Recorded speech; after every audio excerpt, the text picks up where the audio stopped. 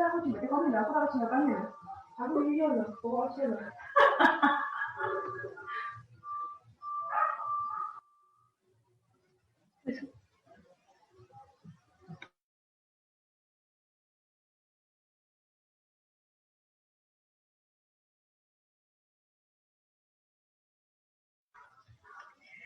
Selamat pagi anak-anak. Pagi, Bu. Bagaimana kabar kalian? Baik, Bu. Puji Tuhan. Puji Tuhan. Ya, puji Tuhan. Pada pertemuan kali ini kita akan mendalami tentang keluhuran martabat manusia. Sebelumnya kita akan awali dengan doa pembuka dulu.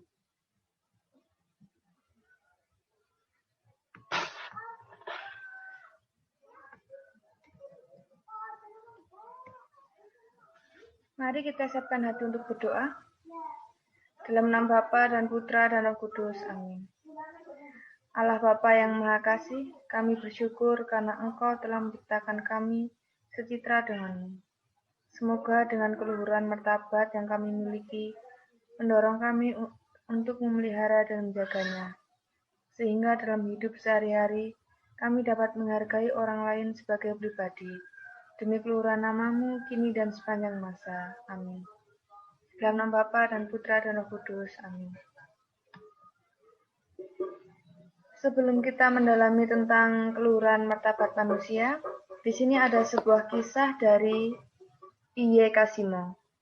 Apa anak-anak ada yang tahu?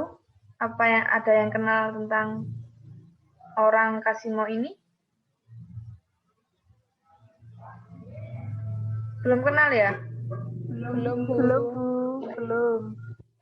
Ya, kalau begitu kita dengarkan, kita baca bersama-sama kisah hidup Iye Kasimo ini. Iye Kasimo adalah seorang menteri di era pemerintahan Presiden Soeharto. Beliau adalah seorang menteri dalam negeri yang terkenal sangat sederhana dan rendah hati. Ada suatu kisah yang dialami oleh Iye Kasimo pada waktu akan meresmikan sebuah desa. Seperti biasa ketika sebuah desa akan menerima tamu kehormatan, yaitu seorang menteri, maka desa itu akan sibuk dengan menata desanya dengan lebih baik, menyiapkan upacara penyambutan dan segala macamnya. Panitia sudah merencanakan dengan matang tentang bagaimana nantinya upacara penyambutannya, mulai dari tari-tarian, kata sambutan, serta akan diiringi dengan apa saja, itu semua sudah direncanakan oleh panitia.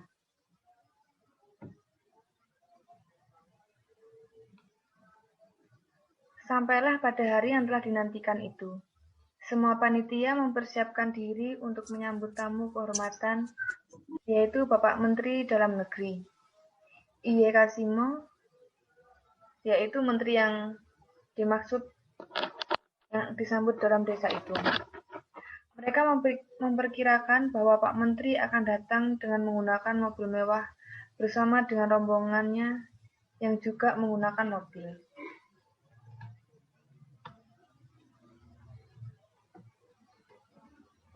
Setelah panitia menunggu cukup lama, mereka belum juga melihat rombongan Bapak Menteri datang ke desa mereka.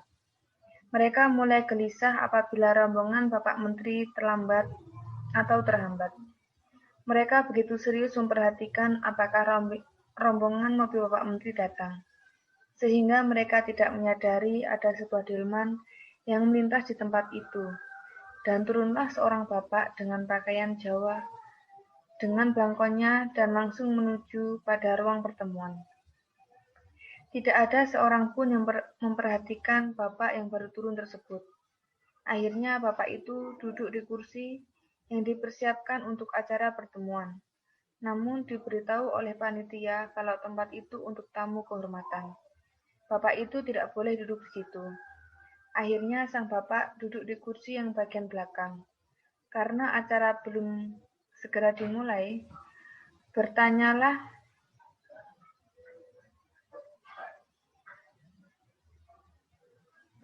bapak itu kepada salah satu panitia di situ. Kapan acaranya dimulai? Panitia tersebut menjawab, nanti masih menunggu Pak Menteri. Lalu sang bapak itu berkata, saya menteri yang kalian tunggu. Akhirnya panitia penyambutan menjadi kalang kabut karena orang tua yang berpakaian sederhana itu ternyata adalah bapak menteri yang mereka tunggu.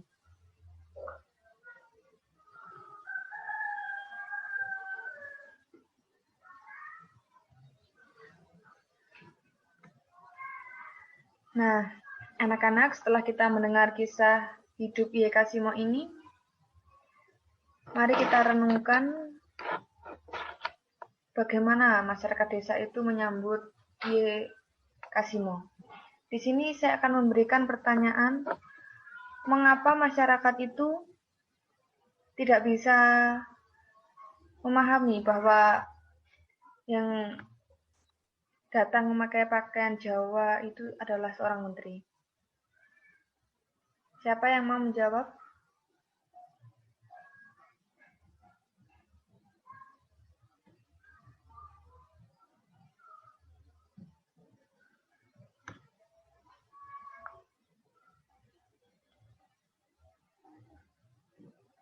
Tadi dikisahkan bahwa Ye Kasimo itu seorang menteri yang hidup dengan sederhana. Namun pada suatu hari di sebuah desa akan menyambut kedatangan Menteri Ye Kasimo ini, mereka tidak menyadari bahwa mereka itu seorang menteri karena pakaiannya yang begitu sederhana dengan menggunakan delman, tidak menggunakan mobil. Karena anggapan masyarakat di situ, seorang menteri pastinya hidup dengan kemewahan, menggunakan mobil bersama rombongan-rombongannya. Selanjutnya, kita akan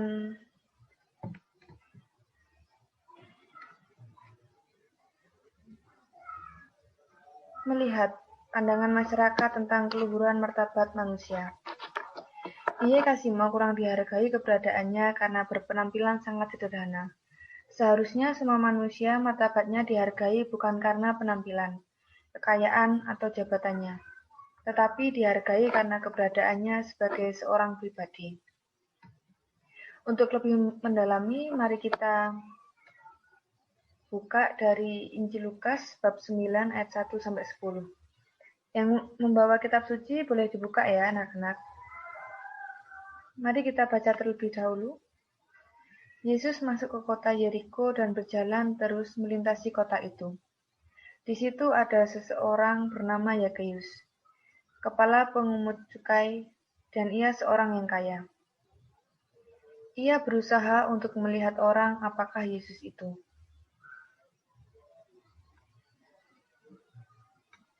Tetapi ia tidak berhasil karena orang banyak, sebab badannya pendek. Maka beralihlah ia mendahului orang banyak, lalu memanjat pohon ara untuk melihat Yesus yang akan lewat di situ. Ketika Yesus melihat ke tempat itu, ia melihat ke atas dan berkata, Yakeus, segeralah turun, sebab hari ini aku harus menumpang di rumahmu. Lalu Yakeus segera turun dan menerima Yesus dengan sukacita. Tetapi semua orang yang melihat hal itu bersungut-sungut katanya, ia menumpang di rumah orang berdosa. Tetapi Yakeus berdiri dan berkata kepada Tuhan, Tuhan, setengah dari milikku akan kuberikan kepada orang miskin, dan sekiranya ada sesuatu yang kulepaskan dari seseorang, akan kukembalikan 4 kali lipat. Kata Yesus kepadanya, hari ini telah terjadi keselamatan kepada rumah ini, karena orang ini pun anak Abraham, sebab anak manusia datang untuk mencari dan menyelamatkan yang hilang. Selanjutnya juga ada dari Injil Markus, bab 10 ayat 46-52. Lalu tibalah Yesus dan murid-muridnya di Yeriko. Dan ketika Yesus keluar dari Yeriko, bersama dengan murid-muridnya dan orang banyak yang berbondong-bondong, ada seorang pengemis yang buta bernama Bartimeus, anak Timeus, duduk di pinggir jalan. Ketika didengarnya bahwa itu adalah Yesus dari Nazaret, Mulailah ia berseru, "Yesus, anak Daud, kasihanilah aku." Banyak yang menegurnya supaya ia diam, namun semakin keras ia berseru, "Anak Daud, kasihanilah aku." Lalu Yesus berhenti dan berkata, "Panggillah dia." Mereka memanggil orang buta itu dan berkata kepadanya, "Kuatkan hatimu, berdirilah, ia memanggil engkau." Lalu ia menanggalkan jubahnya, ia segera berdiri dan pergi mendapatkan Yesus. Tanya Yesus kepadanya, "Apa yang kau kehendaki supaya aku perbuat bagimu?" Jawab orang itu, "Rabuni, supaya aku dapat melihat." Lalu kata Yesus kepadanya, "Pergilah, imanmu telah menyelamatkan engkau." Pada saat itu juga melihatlah ia, lalu ia mengikuti Yesus dalam perjalanannya. Nah, demikian anak-anak bacaan Injil yang menceritakan tentang keluhuran martabat manusia. Di sini ada pertanyaan untuk mendalami teks. Yang pertama, pesan apa yang disampaikan dalam bacaan tersebut berkaitan dengan perjuangan meluhurkan martabat manusia? Mungkin ada yang mau menjawab?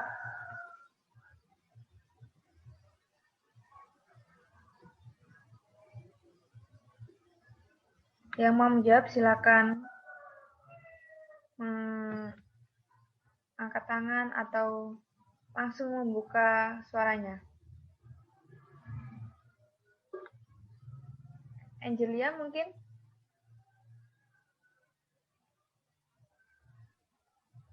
Belum jawabannya, Bu. Priscilla?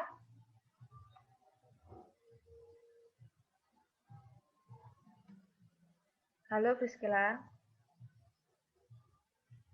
Sepertinya ada gangguan sinyal ini. Tidak, Bu. Bisa menjawab nomor 1? Pesan apa yang disampaikan dalam bacaan tersebut? Tidak bisa, Bu. Bernadetta?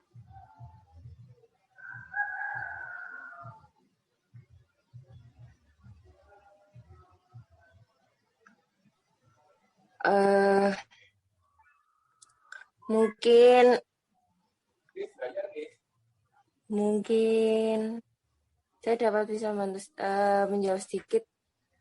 Ya, tidak Pesan apa-apa. apa yang disampaikan dalam bacaan tersebut, yaitu bagaimana kita dapat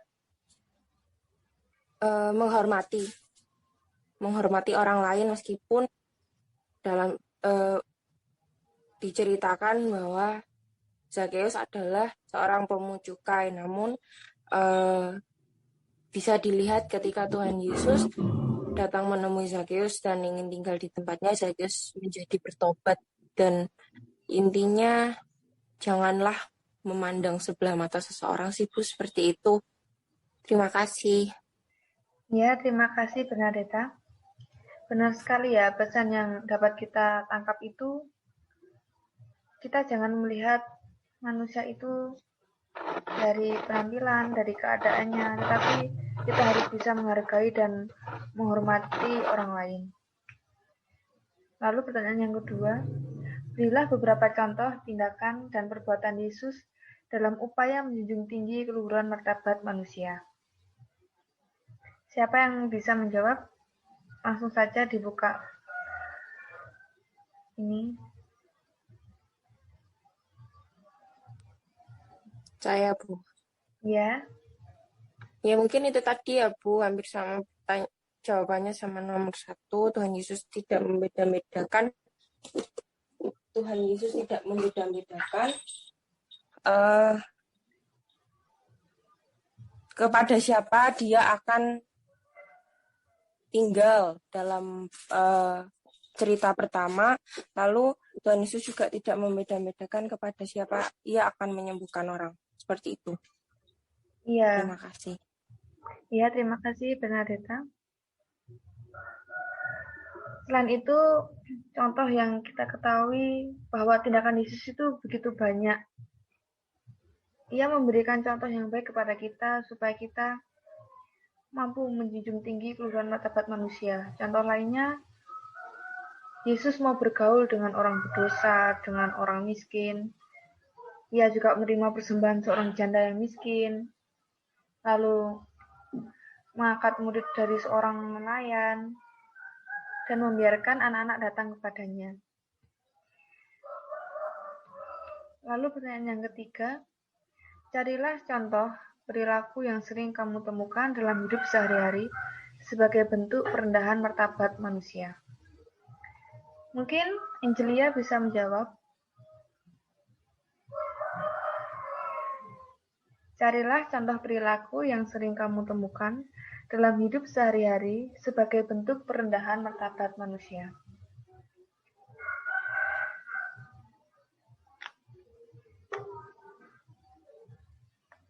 Ini pastinya sering kita jumpai di masyarakat sekitar ya, orang-orang yang merendahkan martabat manusia itu.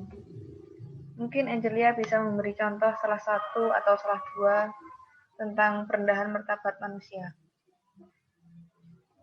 yang sering kamu temukan aja.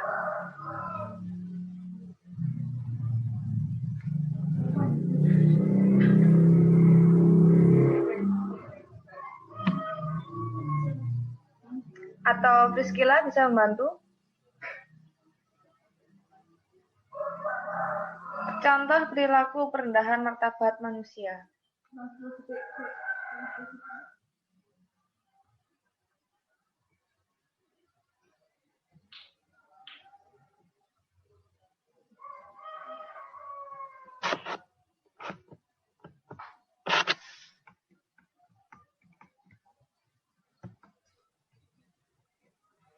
Saya, Bu. Oh ya, tidak apa-apa, ayo. Mungkin contoh perilaku yang sering terjadi dalam sehari-hari yang merendahkan martabat manusia, mungkin lebih menjurus ke bullying ya, Bu. Ya, Seperti bullying itu. salah Karena satunya. karena saya juga pernah menemukan di teman saya dibully satu kelas, dan karena dia memiliki kekurangan seperti itu, namun mereka tidak malah merangkul tapi malah membuli seperti itu. Ya, terima Terima kasih. kasih. Ya, contoh salah satunya itu bullying. Karena itu sudah terlihat sekali bahwa ia merendahkan martabat manusia. Contoh lainnya mungkin juga seperti tindakan-tindakan yang merugikan orang lain.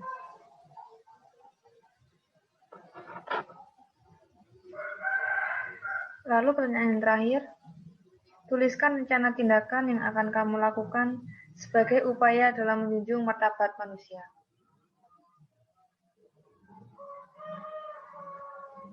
Silakan yang mau menjawab, yang belum berbicara. Tuliskan rencana tindakan yang akan kamu lakukan sebagai upaya dalam menjunjung tinggi martabat manusia.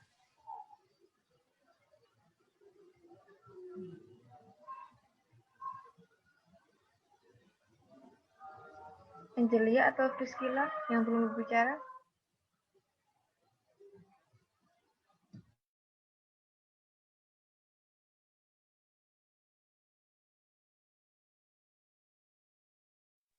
Ya, saya mau menjawab, Bu.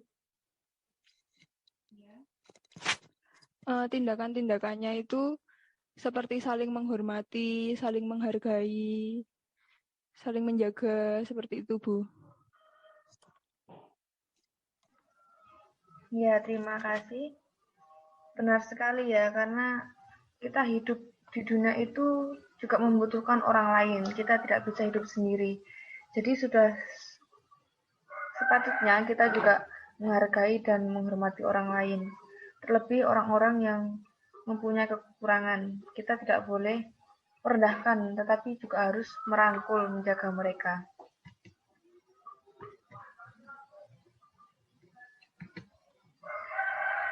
Kesimpulan yang dapat kita ambil, Manusia adalah cipta Allah yang mempunyai kedudukan paling luhur di antara segala ciptaan Tuhan lainnya. Keluhuran martabat manusia sebagai citra Allah, terutama karena manusia dikasihi Allah secara khusus, bahkan hampir sama seperti Allah. Maka setiap orang yang meluhurkan martabat dirinya dan sesamanya sama artinya dengan meluhurkan Allah sendiri sebagai ciptaannya. Selama hidupnya, Yesus selalu menjunjung tinggi dan memperjuangkan keluhuran martabat manusia. Sebagai murid-murid Yesus, dalam hidup sehari-hari kita hendak belajar dari Yesus yang mau menerima orang lain apa adanya. Seperti Yesus, ia mau menerima Yakeus apa adanya dan menghargai dia. Sekalipun oleh masyarakat, Yakeus dipandang rendah dan berdosa karena pekerjaannya sebagai pemungut cukai.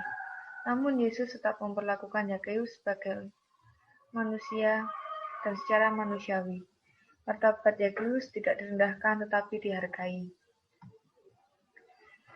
Setelah kita mendalami tentang keluhuran martabat manusia, kita mengetahui bahwa pentingnya keluhuran martabat manusia. Jadi, jika kita ingin dihargai, kita juga harus menghargai orang lain.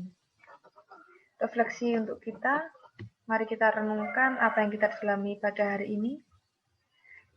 Sejak awal manusia memiliki martabat yang luhur, diciptakan menurut gambar dan rupa Allah. Kepadanya dikaruniakan akal budi, hati nurani, dan kehendak bebas. Manusia diberi kuasa untuk menguasai bumi dan ciptaan lainnya. Siapapun dia sangatlah berharga di mata Allah, karena baginya semua manusia memiliki martabat yang sama. Bagaimana dengan diri kita? Apakah kita menghargai sesama sebagai pribadi?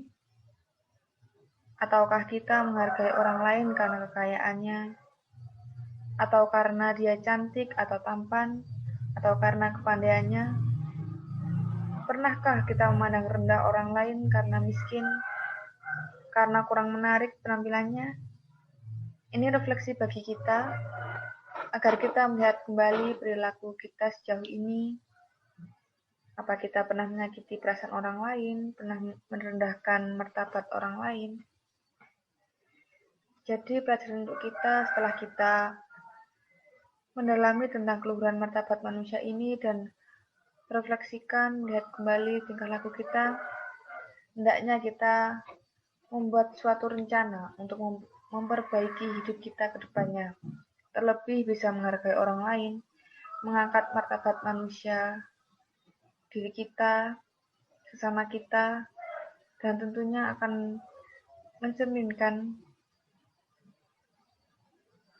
martabat kita di depan Allah. Di sini saya akan memberikan tugas, dikerjakan dan bisa dikumpulkan minggu depan. Carilah artikel dalam surat kabar tentang seorang tokoh yang dengan gigih memperjuangkan martabat manusia. Buatlah kesimpulan dalam buku catatanmu tentang usaha-usaha yang dilakukan oleh tokoh tersebut dalam memperjuangkan keluhuran martabat manusia dan kendala atau resiko yang dihadapinya. Mungkin nanti yang kurang jelas dengan tugasnya bisa japri di WhatsApp atau kirimkan apa permasalahan kalian di grup ya. Apa sebelumnya ada pertanyaan? Tidak, Bu. Yang lainnya sudah jelas? Tidak, Bu, sudah jelas. Ya, baik. Jelas. Kalau sudah jelas, hendaknya kita juga menerapkan apa yang kita dapatkan, nilai-nilai kebaikan, kita terapkan dalam hidup kita sehari-hari. Untuk doa penutup, kita mendoakan Mazmur bab 8 ayat 2-10. Marilah kita siapkan hati untuk berdoa. Dalam nama Bapa dan Putra dan Roh Kudus. Amin. Ya Tuhan, Tuhan kami, betapa mulianya nama-Mu di seluruh bumi, keagungan-Mu yang mengatasi langit dinyanyikan. Dari mulut bayi-bayi dan anak-anak yang menyusu, telah Kau letakkan dasar kekuatan karena lawan-Mu, untuk membungkamkan musuh dan pendendam. Jika aku melihat langitmu, buatan jarimu, bulan dan bintang-bintang yang kutempatkan, apakah manusia sehingga engkau mengingatnya? Apakah anak manusia sehingga engkau memindahkannya? Namun engkau telah membuatnya hampir sama seperti Allah, dan telah memahkotainya dengan kemuliaan dan hormat. Engkau membuat dia berkuasa atas buatan tanganmu. Segala-galanya telah kau letakkan di bawah kakinya, kambing domba dan lembu sapi sekalian, juga binatang-binatang di padang, burung-burung di udara dan ikan-ikan di laut, dan apa yang melintasi arus lautan. Ya Tuhan, Tuhan kami, betapa mulianya namamu di seluruh bumi. Kami juga bersyukur Tuhan atas penyertaan-Mu sepanjang pelajaran kami pada hari ini. Semoga apa yang kami terima dapat kami terapkan dalam hidup kami dan berguna bagi masa depan kami. Berkatilah pula pembimbing kami dan teman-teman kami, supaya kami dapat melakukan ajaran-Mu, terlebih dalam mengangkat, menjunjung martabat, keluhuran martabat manusia. Demi Kristus pengantara kami. Amin. Dalam nama Bapa dan Putra dan Roh Kudus. Amin. Amin. Sebelumnya saya absen dulu ya. Silakan membuka kamera. Yang mematikan kamera. Angelia ada. Priscilla ada. Ada Bu. Dan Bernadetta juga ada. Terima Hadir, Bu. kasih. Ya. Jumpa lagi pada pertemuan minggu depan. Salam sehat. Jangan lupa perhatikan prokes ya, karena ini masih pandemi. Selamat pagi, Tuhan memberkati. Pagi Bu. Terima kasih, Bu. Ya, sama-sama.